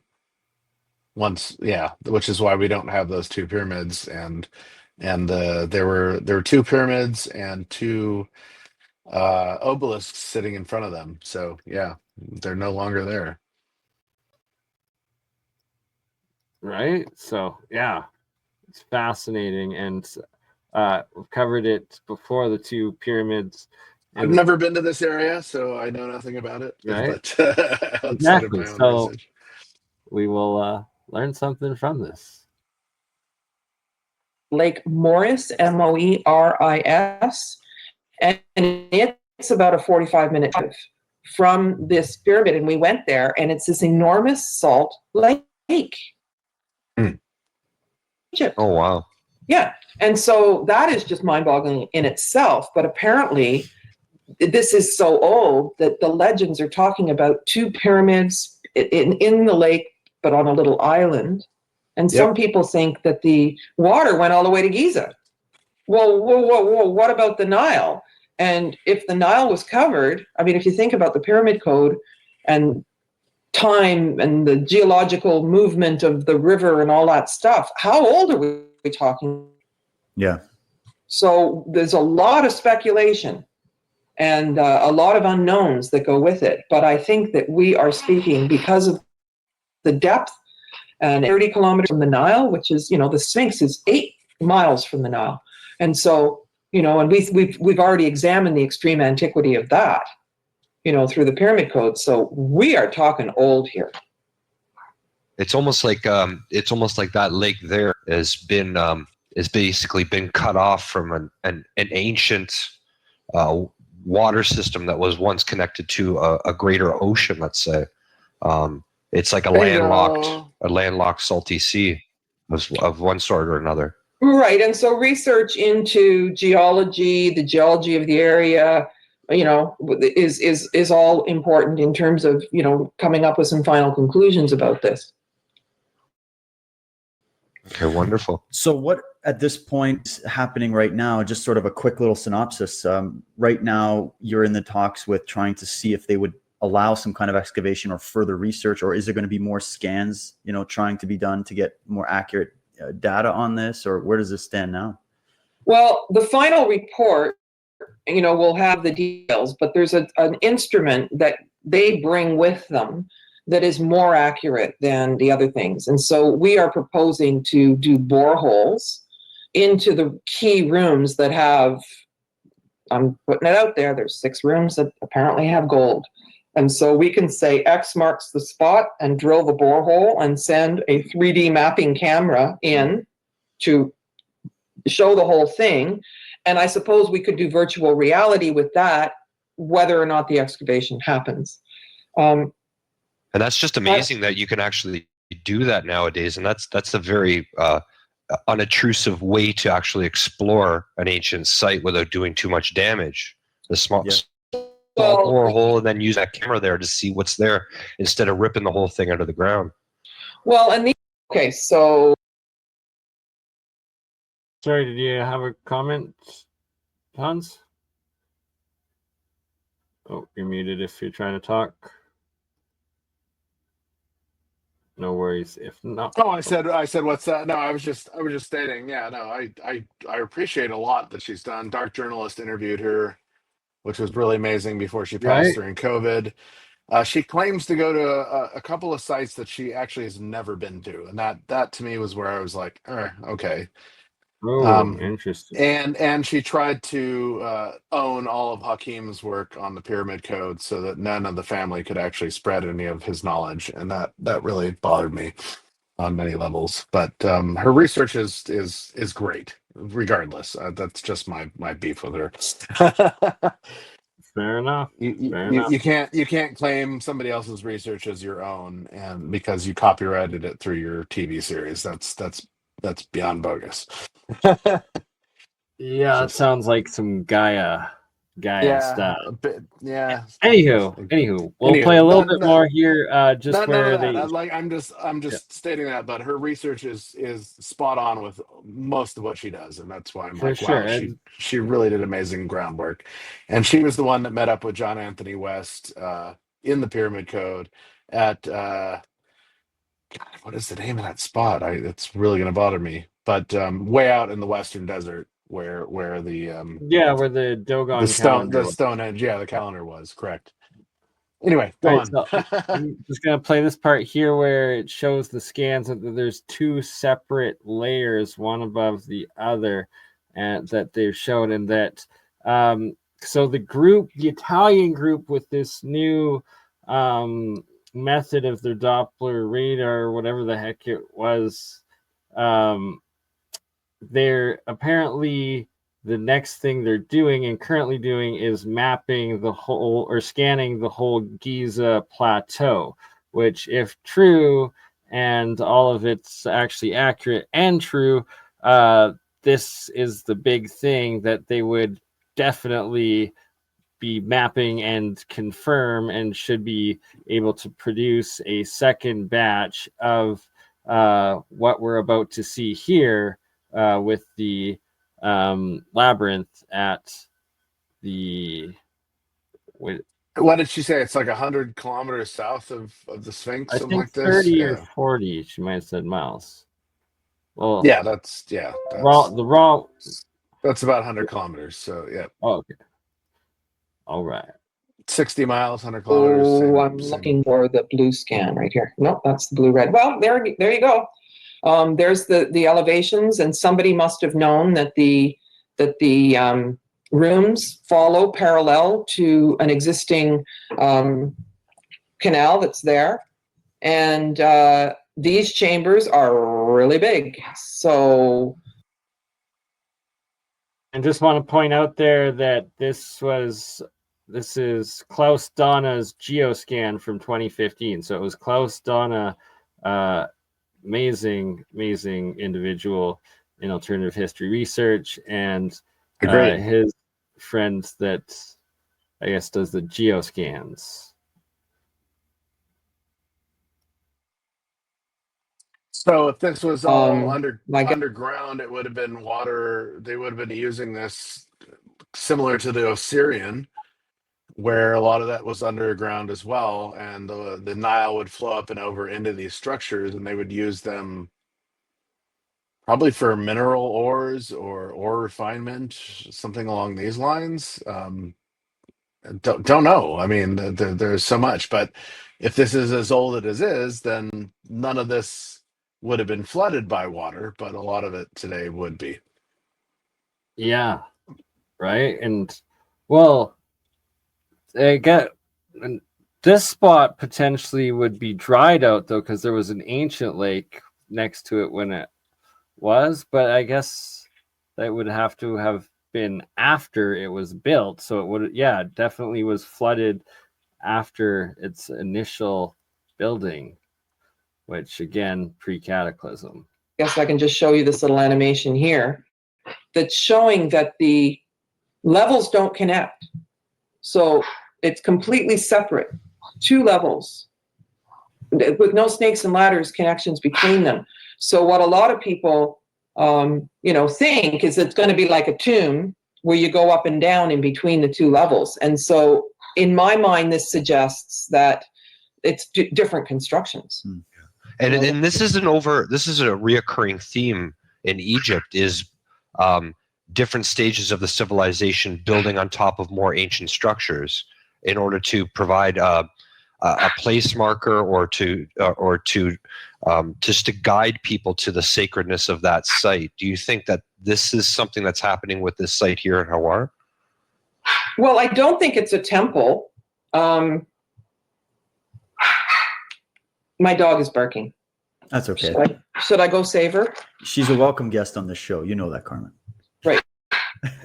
You have to. She's going to keep barking unless I go get her. 50 meters high, and now it's 46. So it's eroded. But there's also water inside. I just was at the site 6 weeks ago. And so I've got footage, and you throw a stone in and it goes plunk into the water. So a lot of the concern for the excavation would be that the water had seeped into the passageways, and that was going to complicate the excavation. But we did the full scan for water, and apparently the water's underneath the lowest level. And what's the institutionalized view of the Hawar area? Like, what is the standard saying right now that people? Is there any special significance given to this area in textbook Egyptology that you're aware of? Well, Flinders Petrie did a dig in 1881 and uncovered the Ptolemaic stuff and the Roman stuff. Now, the wooden sarcophagi that the Roman level has the oldest painted lifelike faces anywhere in the world, apparently. And so they literally would take the face of the person who had passed away and paint it on the foot of their wooden box that they. Wow, like look at the depth. Like the eyes are so realistic in the supposed Roman era wooden painting that they found there. That's super fascinating because obviously, the Roman era was like 1000 AD, but There are structures in the Giza Museum, or statues in the Giza Museum that have glass eyes in them that look so real. It's unbelievable. It's like, okay, so they were doing this long before this period, but And why? Why are you keeping that kind of realism? That to me is, I mean, obviously you want your emperor or your master of sorts to live throughout time, and so you would recreate them so that they were as lifelike as possible. But that's super fascinating. I do believe all these structures connect. Obviously, this is scan pyramids or whatever it was, and they couldn't penetrate everything, so they just don't know where all the tunnels are. Obviously, as you see with the red layer, there's shafts and tunnels that don't connect. Well, of course they all connect. It's right. Oh, just exactly. yeah, exactly. So they're just not seeing what they could see fully. But what a fascinating thing to find, because it's not necessarily a labyrinth, but it would have been described that by the first people that had gone down into those catacombs.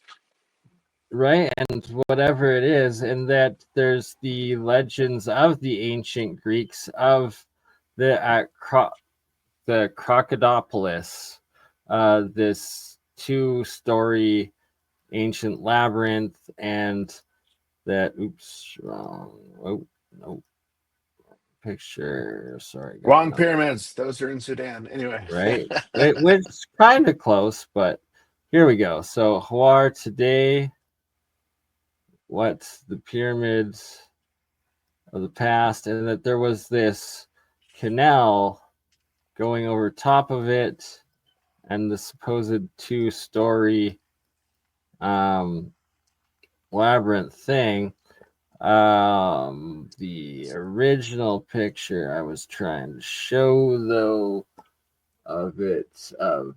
yes, I mean, this. sadly, we don't really know what it would ever have looked like. We just have, what's left today. And if you look at now and then, but the then looks more like what we're seeing with some of the underground structures where there were rooms and catacombs and they were all connected.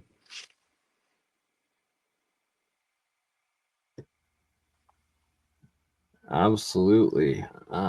Here we go. Sorry, just trying to load one last reference What's picture. interesting is Hawara And, is a mud brick pyramid, which is why it collapsed, which means that it was not the original structure that was there. And so they probably saw the two pyramids in the lake, they disintegrated over time, and they rebuilt something to re-represent that. exactly. We have no And idea if this is what it looked like underneath, but yeah. so this is from a like 1500s or 1600s copper engraving made, that was apparently made replicating one of the ancient Greeks original drawings and accounts of what this site looked like.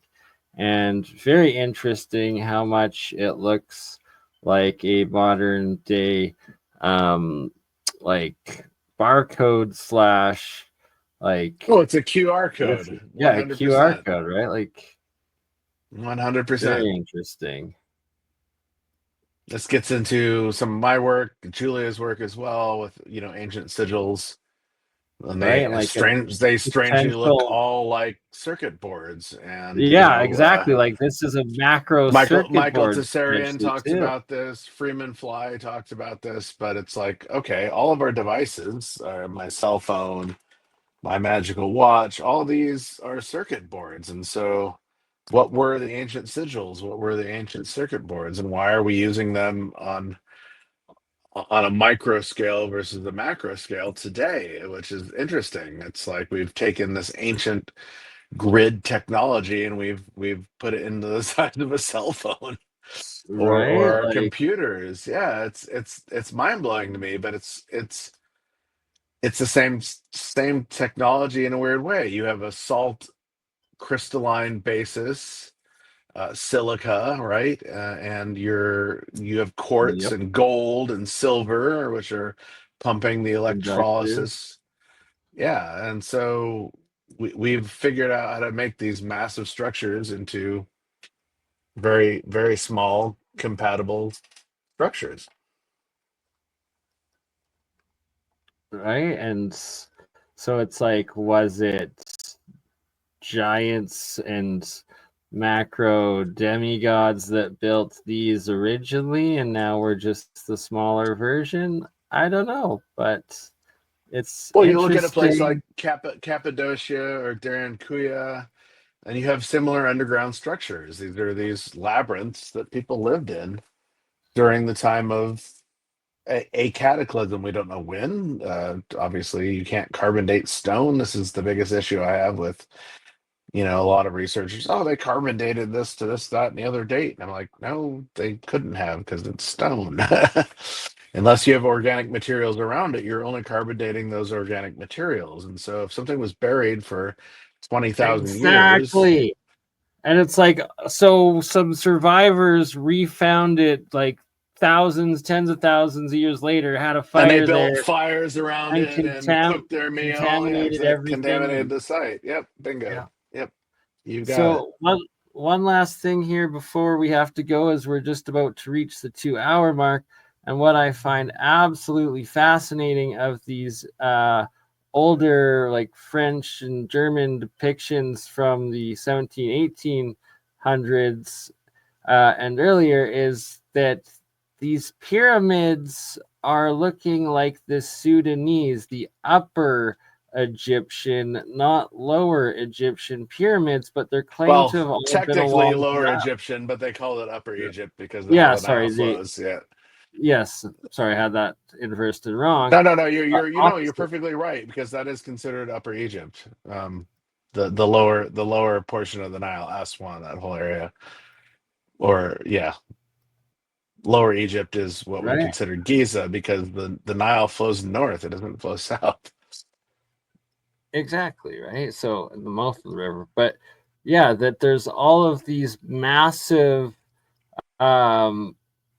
different, like the steeper incline, the they've now find in Sudan, and like it's not the pyramids of Giza and the main pyramids, and they are depicting them all over, and they were also depicting them with some sphinxes, which with multiple in a couple of the images.